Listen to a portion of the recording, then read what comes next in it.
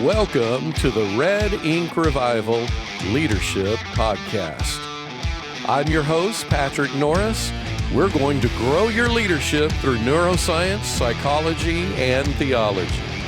Hey everybody, welcome to episode number 49 of the Red Ink Revival Leadership Podcast. My name is Patrick Norris, and our goal today is to help you lead with a whole heart, a healthy brain, and a soul on fire. I'm so glad you're with us. In today's episode number 49, I have a fun conversation with a leading behavioral neuroscientist, Dr. William Struthers.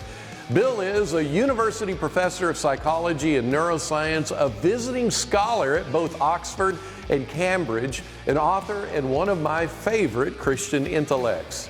In today's episode, Bill shares his own journey towards becoming an expert in the field of the behavioral sciences. He takes us into his great story of coming to faith in Christ and how Jesus is central to everything that he does.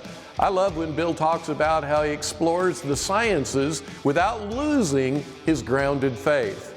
There are so many enjoyable takeaways, and I can hardly wait for you to hear it.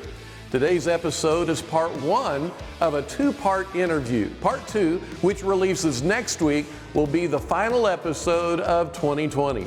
That episode, number 50, will be titled A Neuroscientist Perspective on Porn and the Brain. We'll be talking through Bill's great book called Wired for Intimacy, How Pornography Hijacks the Male Brain. With that episode, we will have delivered 50 shows to you. What a great year we've had with so many inspiring interviews. Thank you for being along for the ride, and thank you for subscribing, sharing, and promoting our platform. You're a joy to be in relationship with. If you are new to the Red Ink family, we want to welcome you, and we want to encourage you to go back to episode 01 and enjoy all of these rich conversations that are spiritual, theological, and neurobiological. You're going to be better for it. Also, go to redinkrevival.com, our website, and check out everything that we're up to. And while you're there, sign up for our e-newsletter that'll hit the inbox the first of each month with a powerful blog post, as well as all of our upcoming events, including our Pastor Spouse Zoom monthlies, where I bring top-tier church leaders and a psychologist, neuroscientist to talk through strategy, vision, tactics, and emotional disruptions. It's designed to be driven by you and what you want to talk about. It's collaborative and interactive with any attenders that desire to jump in.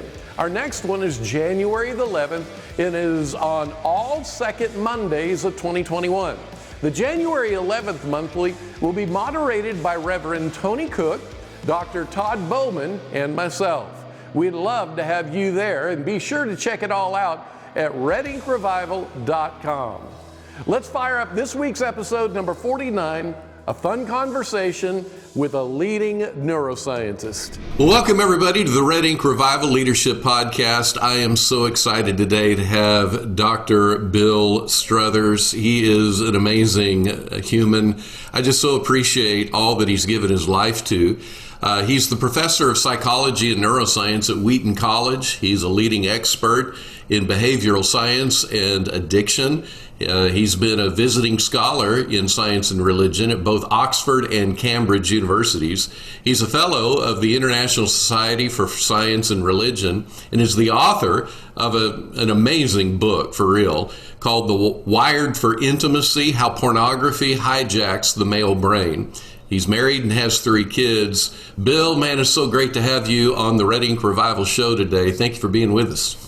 Patrick, thanks for having me. I'm looking forward to our chat today. There's a lot of good stuff that it looks like is on our agenda, so let's roll. I love it. Well, first, let's just talk about your backstory. What got you into neuroscience? Why'd you choose that as something you'd give your life to as a discipline? Well, there's a fun human story behind that. I started college back in 1988 after I graduated from high school with every intention of being a psychiatrist. To me, it was, gave me the opportunity to help work with people, deal with mental health issues. This was very scientific, and And my first pre-med semester, I was one of those kids that got weeded out by those courses. I couldn't handle the pre-med classes.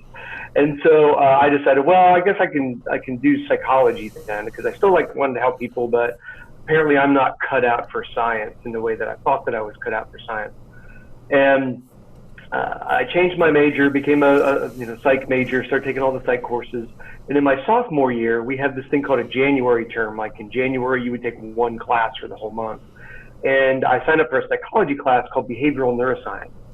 And when I took it, it's like my heart just sort of lit on fire. My brain woke up to the realities that were out there that I really didn't have any notion of. Because in my bio classes I was taking as a freshman, I was dealing with plants and super squamous epithelial cells and bacterium, and I just wasn't interested in it.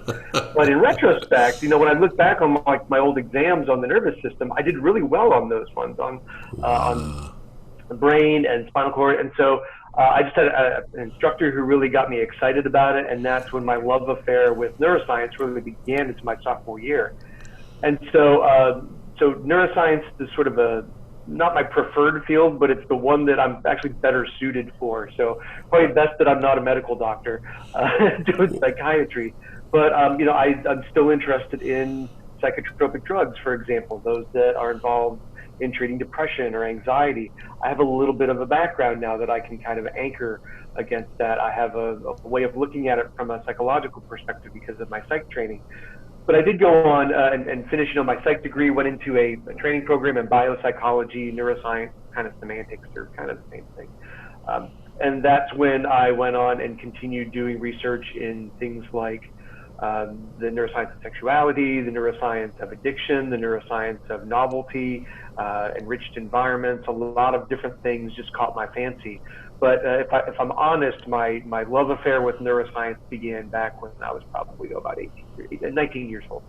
Oh my gosh. Well, I can't wait. I can't wait to jump into picking around some of those things you just said. But before we really get rolling on what neuroscience has meant to you and how you're applying it in life and understanding human behavior, I really want to dig into a backstory of your faith as well. So can you take that side and really begin to help us see how you came to faith in Christ and what that means to you in the context of neuroscience? Yeah, another strange story from my perspective. As I was a high school student, I grew up in a family where I think there's my uncle on my mom's side had gone to college and became a teacher. But most of my family were not really interested in going to college. They worked in the areas of Western Pennsylvania with the oil industry, the steel industry. They went into the military. And so I was the oldest son of the oldest son on my dad's side. And so I ended up getting into college. And prior to deciding I wanted to be a psychiatrist, what I found that was I actually had some skills as a vocalist and as a musician. And so I, as a freshman in high school, was in all of these choirs, and a friend, Mike Moser, he invited me to be a part of his church choir. Now, keep in mind, my family didn't go to church. I mean, there was one of my aunts was Catholic, and so the only time I had ever really remember being in a church was as a junior usher in my uncle's wedding to this Catholic woman. And so we were in the church, and I remember people doing this kind of thing, and I was like, what is going on? And so I remember sort of looking up at the stained glass windows in the church and thinking, there's something here, but I have no idea what's going on. And people were talking about God, and I think I know what God is. But my buddy Mike invited me to go to this Methodist church to be involved in their kind of like their junior choir, like their youth choir. And so I got involved in that, and as a result, because I thought, hey, maybe my ticket to college is going to be as a musician, as a vocalist. Maybe that's kind of the way that I can get a scholarship. Because I was a little guy, I'm only even when I wake up in the morning, I'm 5'7", but by the end of the day, I'm probably 5'5". So football was out. A lot of those athletic things for me were out. But I was a pretty decent student. But I really excelled in music. And so I thought, well, here's another opportunity for me to start developing myself as a musician, as a vocalist, maybe pad my college resume, maybe get a music scholarship.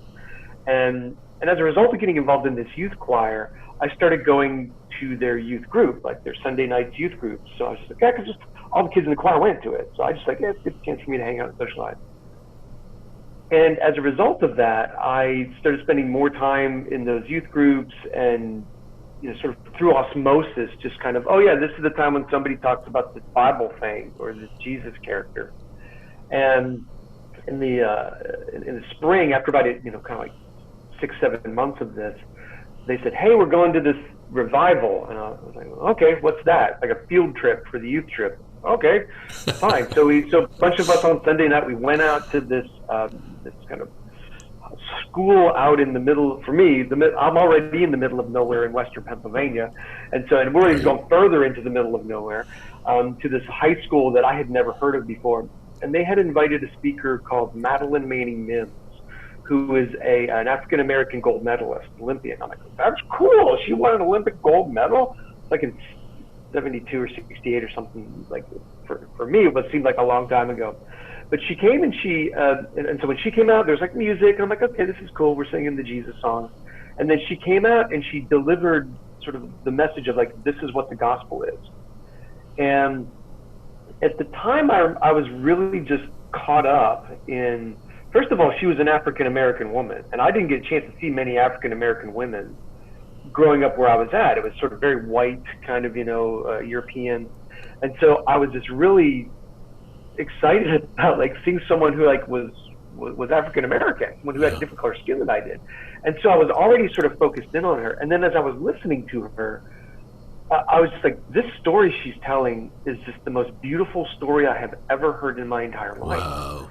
And so she told it, and it was about this Jesus and about this God who came because he loved us so much. And then she kind of got to the end of it, and she says, okay, I'm going to pray now. And I was like, oh, right, I'm ready to pray. I don't know what I'm about to pray, but I'm ready to pray.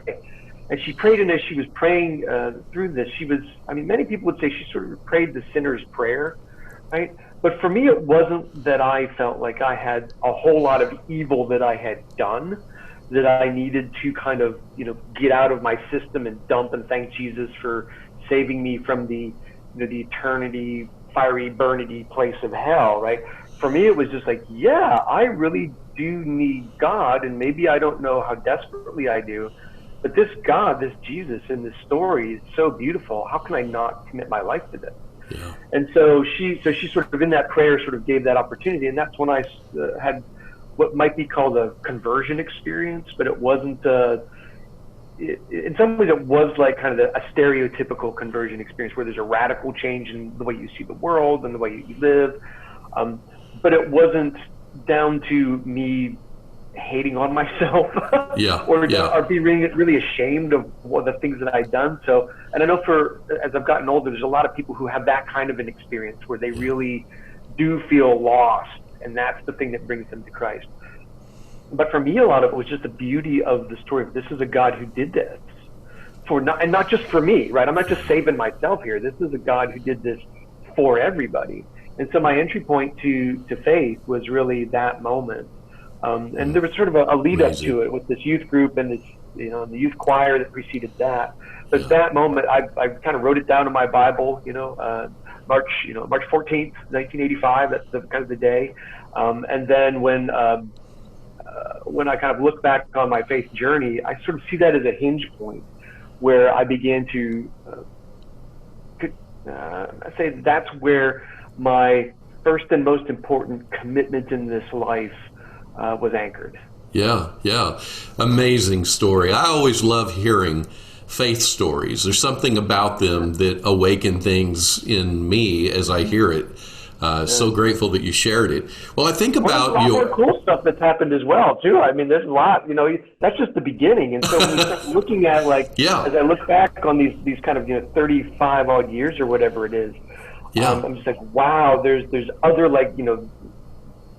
kind of forks in the road, so to speak, where and I would say becoming a neuroscientist, that was one of those forks in the road, because it was like, all right, I can be a psychologist because I'm not going to be a psychiatrist, so that kind of bend happens. And then I was actually at a place, I didn't mention this in the story, but I was really considering, do I become a pastor? Or do I become a psychologist? Do I become a psychotherapist? Is that really what I want to do? And at that point, I thought I was approaching a road that had like these two, kind of forks in it. And when I got to that road, I realized there was another turn here that I wasn't anticipating, and that's the neuroscience road, and that's kind of the path that I ended up taking. So prior to that, becoming a neuroscientist, I was really strongly considering therapist or pastor. And in the back of my mind, I was also teasing with, well, maybe I could become a professional sports official. I'm not, like I really have a good sense of fairness and justice. So, but I'm not big enough to play. So I was like, okay, so maybe I need to look at being like a baseball umpire.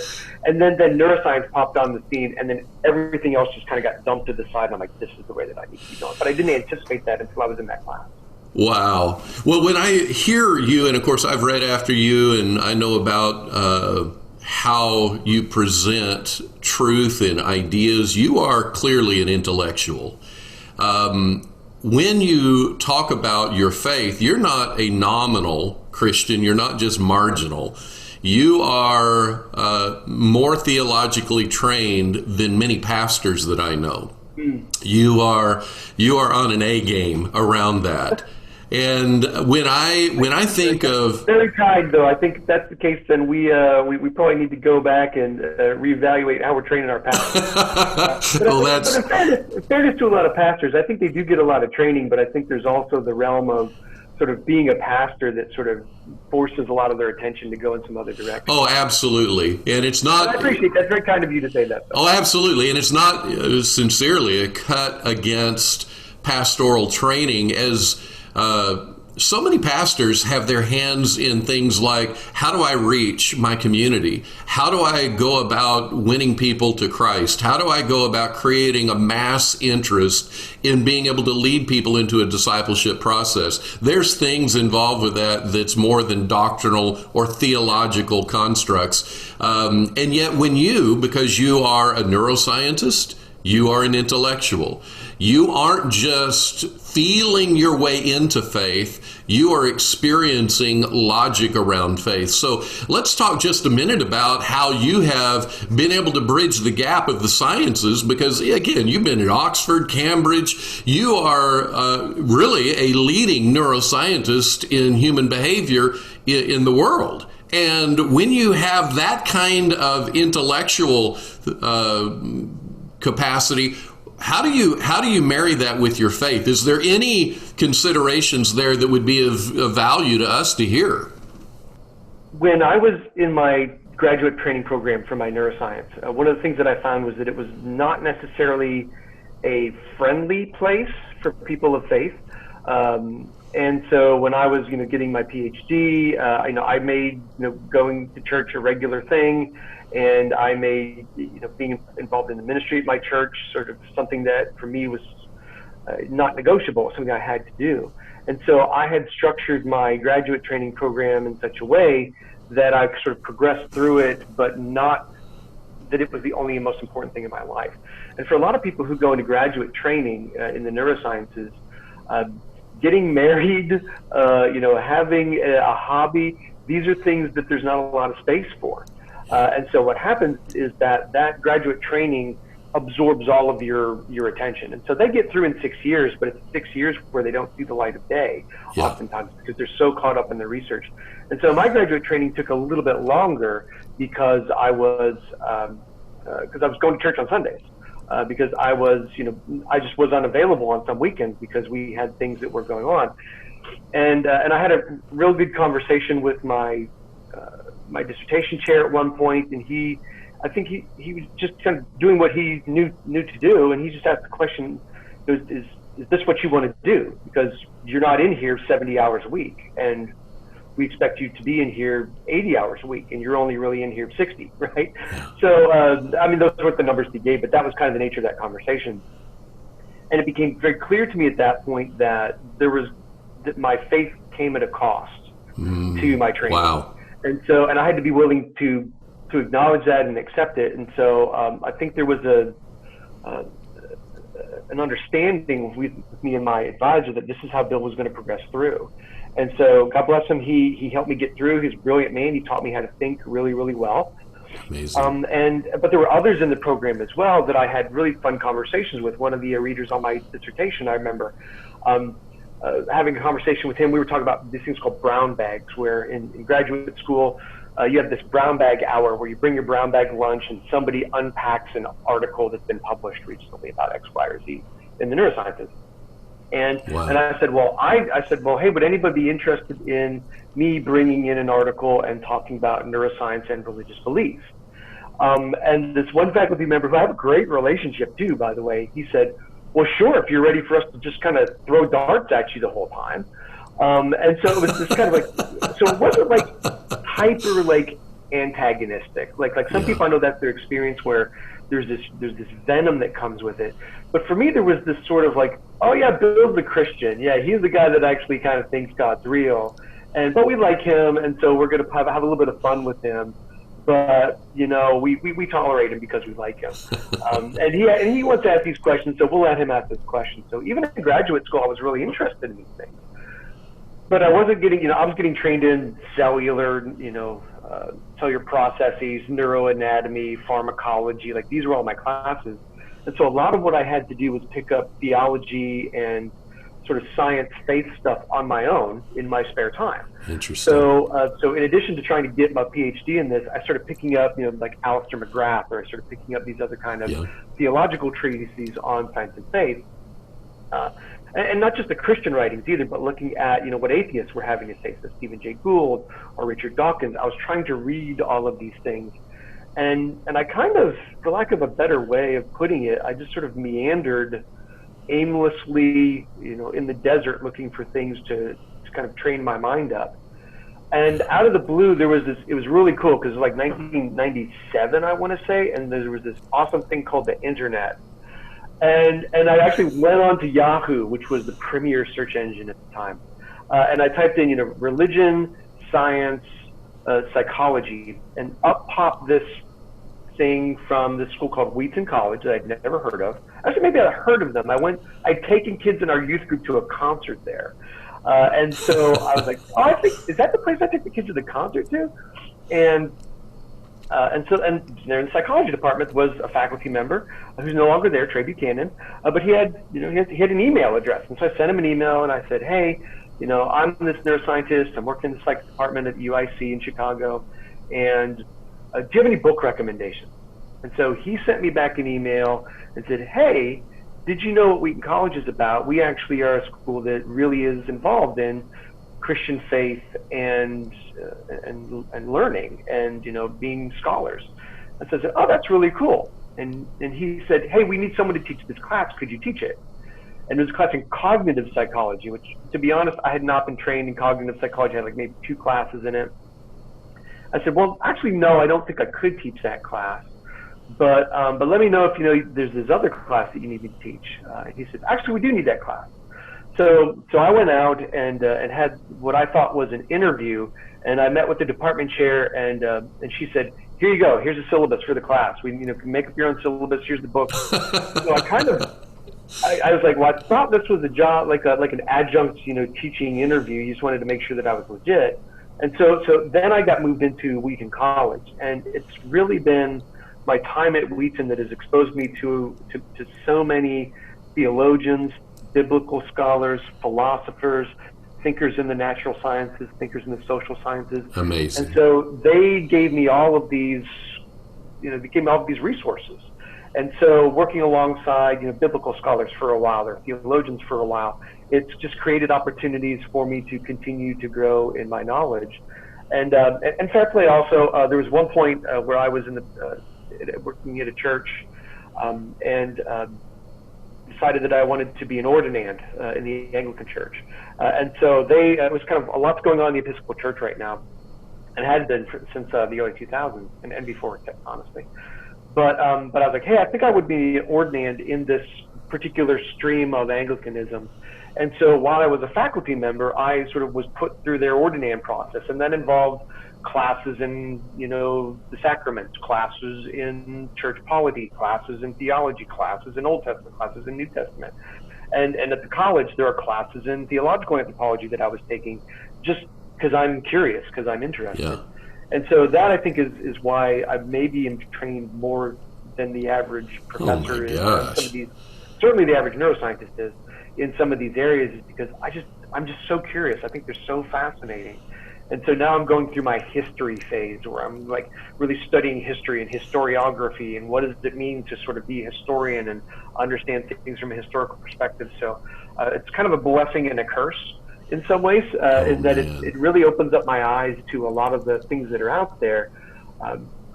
And it helps me generate opportunities to see links and to develop metaphors and to understand, like, how would you communicate this to the person in the pew?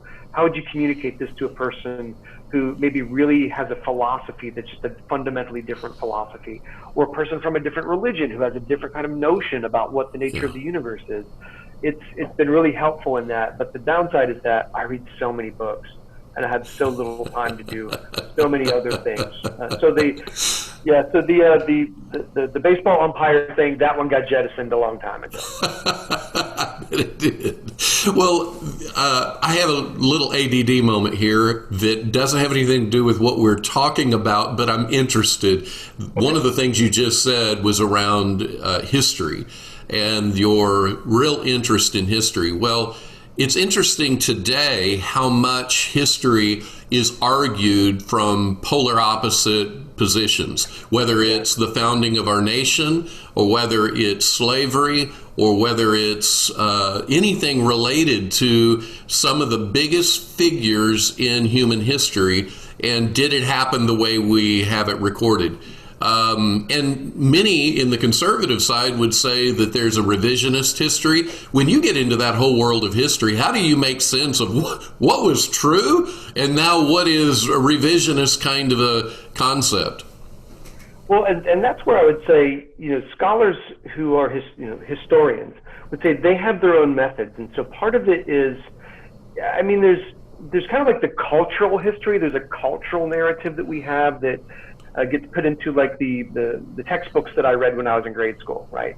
So we were being taught about sort of American history, but it starts in 1776 and Boston Tea Party and all that kind of stuff. And so there's the history that we're trained into, we're educated into, we're to a certain extent sort of indoctrinated into, and then there's what actually happened. And there's so many other things that are about like what actually happened that you see historians can kind of adopt these different perspectives and tools to do that. So for example, when I don't want to presume that we're around the same age, but when we were kids, there was there was the story about the Europeans who came to America, the relationship with the Indians. There were all these they were stories of political power and colonialization. And much of that is true. Much of that is actually true. But there's the story from sort of the indigenous peoples, from the Native Americans' perspective as well, which, they have a particular take on what happened. And I'm not going to say that that's not true. I actually want to say I need to hear more of what their perspective was. Yeah. Because a good historian wants to hear the different perspectives and see where there's layers of overlap, and then understand how perceptions of that overlap could be very, very different. Yeah. Because if we're actually looking for kind of a what actually did in fact happen, we didn't have CCT, cameras every 20 feet all over the place, for the better part of the last 20,000 years. So we don't have that. So if that's the level of precision that we're looking for to make a truth claim, that's just not going to happen. But what you can do is you can actually go through documents. You can say, on this particular date, these particular things happened. These are, this perhaps was the consequence of it, because a lot of history is about telling a story, but that story has to always be understood as being authored and narrated from a particular situation, from a particular perspective. And so if you're going to demand that one perspective always be the right one, I would say then really you just want to understand history from God's perspective, because God's the only one who has that level of understanding. Yeah. So much of history, I think, needs to be done with a bit of humility, recognizing that, okay, this is kind of the story that we've been given. Much of it may be true, but little t true, for lack of a better way of putting it, not like capital T true. And then recognizing that, hey, there are competing voices here, or voices that maybe have other perspectives. Now, a lot of what's going on right now, I would argue, in our political climate is that what's happened is that the stories have been stripped away, and there's a lot of conversation about, well, who has the power to tell the story? Because whoever has the power to tell the story is probably going to tell a story that flatters themselves, probably going to do, do a little bit of kind of pushing to the side the things that make them look bad. And so a lot of it is about these issues of power and who has the power to tell the story. Another critique of this is that, well, the stories are always told from these sort of meta, big white dead, men fighting their wars, right, kind of nation. And there's a story as well of the Civil War soldier, right, who was a woman who pretended to be a man because she was denied opportunities to fight, and so she did X, Y, and Z in this particular regiment. And so there's that sort of individual particularity story that we're seeing more and more of in the last maybe 15 to 20 years in our educational system, that it's not just, hey, here were the big wars, here were the big battles, these were the big movements of people, but these were things that were going on at the personal level. Like, what happened in the day-to-day life of a prairie family, in the early 1800s? What did that look like? And so you'll find that there are these museums, or there are these parks that pop up that sort of help you get transported back in time on, oh yeah, hey, by the way, did you know you had to milk the cows every morning at X, Y, and Z? And hey, did you think about how the Civil War may have impacted people from these contexts? So a lot of it is for historians figuring out, what are we valuing? What are the things that we want to emphasize? And do we want this big picture? Do we want this particularity, kind of bottom-up kind of picture? I think they're all important. Yeah. And so being aware of the impact of, power is a big player in dictating what's going on, but it also means that, hey, just because group A has the power to tell A's story, and B says, no, we're going to take power from you because we want to tell B's story, and B's story and A's stories, they are incompatible with each other. I would like to say, well, there's Big G's story, right? There's kind of God's proper perspective, and I want to listen to both of these, but what I'm trying to do is add other perspectives so that I'm getting a better understanding of how all of these fit into God's story, and because that God story is the one that I'm most committed to. Yes. But most people misunderstand what God's story is, because this group of people like to say, well, we've got God's story. And this group of people over here say, no, we've got God's story. And so God's story seems to be fighting against itself. And I would actually say, you've actually got his human story, and you've got human story. And humans fighting against each other, unfortunately, that's part of God's story. Yeah. It's interesting how much interpretation goes into these historical stories. Interpretation of motive, which even if I know somebody, I got them right in front of me, it's very difficult to really assess motive. In fact, it is dangerous because you don't know why somebody does what they do as they are making certain decisions in their life. And then you take that and put it over the historical records. And it's interesting how much bias does get into it. So for me, it's a struggle to try to strain down what was really true and what did happen. But I love what you say about humility and holding an open hand and not feeling threatened by something that's different than what you've known before, but exploring it, seeing what's there.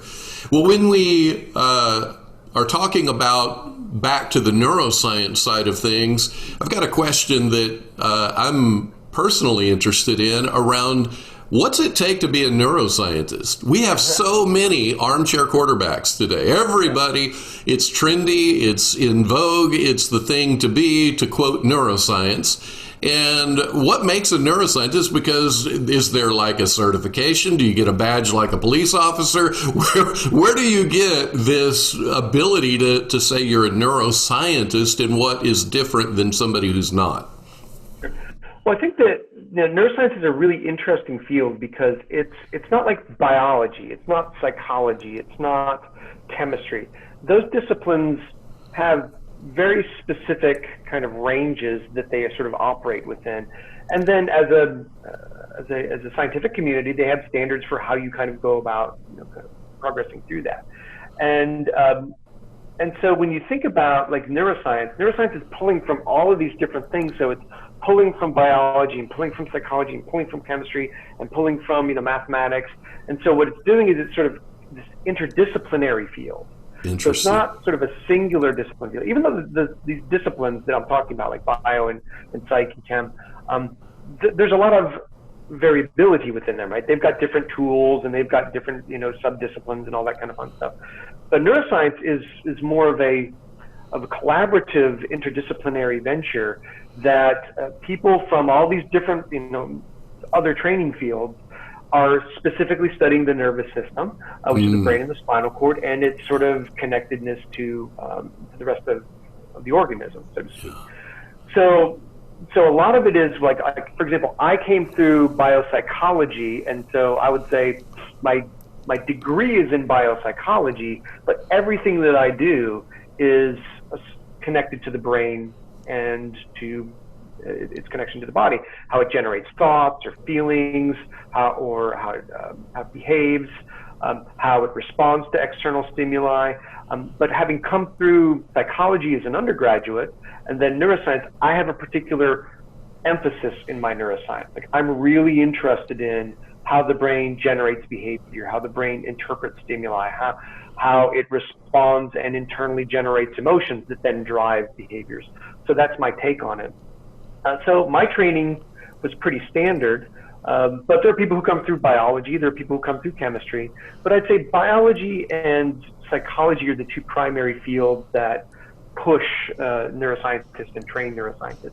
A chemist can, but a chemist is really doing organic chemistry, and then they're probably studying, how the biochemistry inside the brain. So they're probably less interested in thoughts, and they're more interested in drugs. And oh, hey, by the way, that probably means they're a pharmacologist, a neuropharmacologist. Yeah. So there's like a super specific name. So neuroscience is this interdisciplinary emphasis on the brain and the nervous system because it's just really fascinating. Yeah, absolutely. Well, I know that within neuroscience, there are some questions that you or other high qualified neuroscientists that you hear at conferences, you hear read in books, and you're like, not so much. And yet they're credible authors that are writing. How do you help somebody like me or the pastors and audience of Red Ink Revival help them navigate when it feels like the truth or the target of what science is saying is shifting? Even neuroscience, the evolutions of understanding around it just are constantly, you're like, wow, that thing jumped a few inches right there. How do you help us make sense of all that?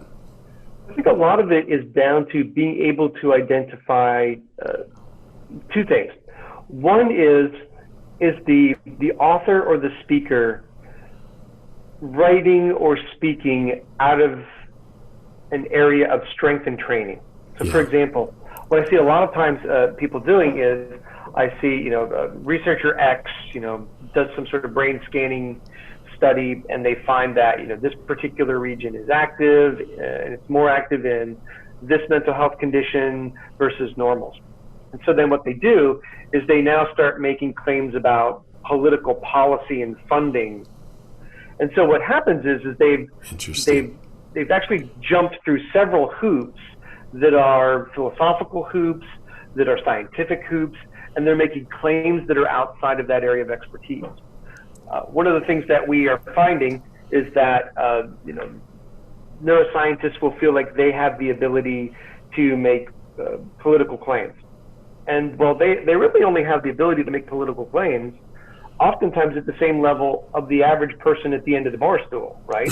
They've not been trained in politics. And so there's a huge, and that's why I brought up this point of humility, because there's a certain level of hubris that comes when you're really trained well in one area that makes you feel, my experience has been that makes people feel like they can speak outside of their discipline.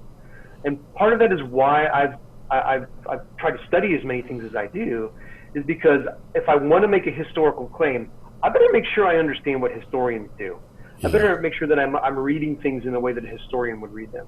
If I want to make a biological claim, I better understand what biologists are doing. If I'm going to make a pharmacological claim or sociological claim, or if I'm going to be making some kind of claim in an area that's outside of my immediate training, I need to be aware of their vocabulary. I need to be aware of their tools. I need to be willing to do that.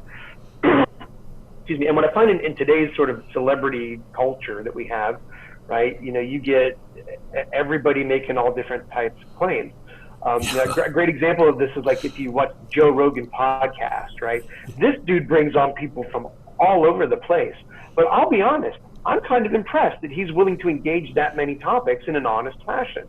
Now, some of them I don't agree with him on a number of things, probably, if I were to really dig deep and find out like his positions on X, Y, or Z. But I would say, hey, there's a person who's actually curious. They're trying to be a lifelong learner, right?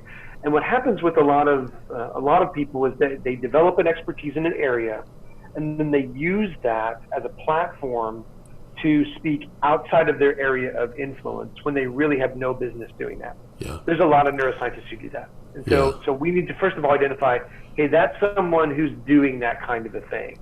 So secondly is the area of that I just mentioned, which is what kind of claims are being made. So if this is a neuroscientific study, are you making a philosophical claim about human personhood and about human agency and therefore about moral responsibility? There's a lot that goes into that claim, and you better make doggone sure that your little red on your MRI image isn't trying to make those kinds of claims, because science doesn't actually give you permission to make those kinds of claims. It gives you the permission to make the claim that, okay, this brain region seems to be hyperactive when the person is put into a large metal clanking piece of machinery and given a puzzle about trolley cars. Okay, so that's helpful, but we don't want to now say, hey, we figured out where morality is in the brain, and therefore, people can't make moral decisions, or people become hyper emotional when they make moral decisions. Therefore, people are irrational. So when they do make bad moral decisions, it's not really their fault. It's their brain that made them do that. That argument is so wrong on so many levels. But if you're a person who feels confident because of their training, you're going to miss that you've kind of made all of those extra jumps that mean that you've kind of completely gone way out of your field of expertise. Wow. Wow, I could spend a lot of time just asking questions around all that, and that would be for my own curiosity and benefit. Thank you for even offering all that. Thank you for joining us, and I hope you enjoyed everything you heard. Let me remind you that today's episode is part one of a two-part interview with Dr. William Struthers. Part two, which releases next week, will be the final episode of 2020. That episode, number 50, will be titled A Neuroscientist Perspective on Porn and the Brain. We'll be talking through Bill's great book called Wired for Intimacy, How Pornography Hijacks the Male Brain. You might be wondering what's next. Well, consider attending one of our special online events at Red Ink Revival. Also, subscribe to this podcast at any podcast provider in YouTube. Go to redinkrevival.com to find out all the unique opportunities to grow your life in leadership. And while you're there, sign up for our e-newsletter that'll hit your inbox the first of each month with a powerful blog post. Everything we're building is to resource you to be a wholehearted leader. Everything that we're building is to resource you to be a wholehearted leader. I'd love for you to be a part of our tribe and family. Well, I can't wait till our next episode, and I'm glad that you're with us today. We'll see you next time.